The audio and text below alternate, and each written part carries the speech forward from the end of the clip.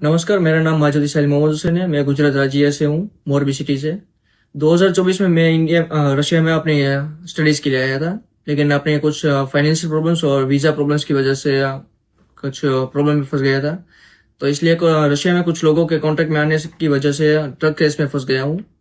और मुझे यहाँ पर पुलिस, वेस्टर्न गवर्नमेंट और पुलिस की वजह से 7 सालों की जेल हुई थी as a narcotic criminal case में। हालांकि मैंने इस मामले में कुछ किया नहीं, लेकिन फिर भी 7 सालों की जेल हुई है। और जेल के अंदर कुछ पुलिस वालों के बहकावे में आने की वजह से Russia Ukraine war contract sign किया है, जो एक सबसे बड़ी गलती है। इस वजह से यहाँ पर फिलहाल मैं यूक्रेन में फंसा हुआ हूँ as a like war criminal.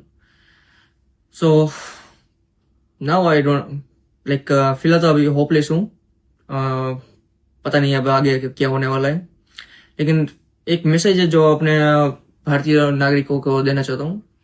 जो कोई स्टूडेंट रशिया में आ रहा है अपनी हाई स्टडीज के लिए या फिर वर्क के लिए, बी केयरफुल, बिकॉज यहाँ पर बहुत सारे स्कैमर्स है, बहुत सारे like criminal cases, like narcotic cases and another illegal cases बहुत सारे हैं। तो अपना ध्यान रखें और जितना हो सके इस एसओ से दूर रहे। और ऑल्सो लाइक अपील करना चाहता हूँ अपने गवर्नमेंट से, इंडियन गवर्नमेंट, अपने प्राइम मिनिस्टर मोदी साहब से और अपने एस जयशंकर साहब से, हो सके तो मदद करी जाए। It's all.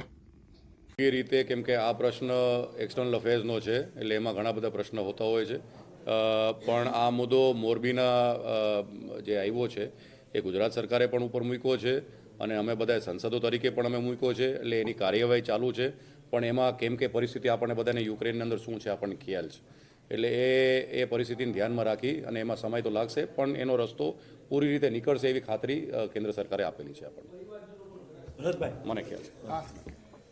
પત્રકાર મિત્રો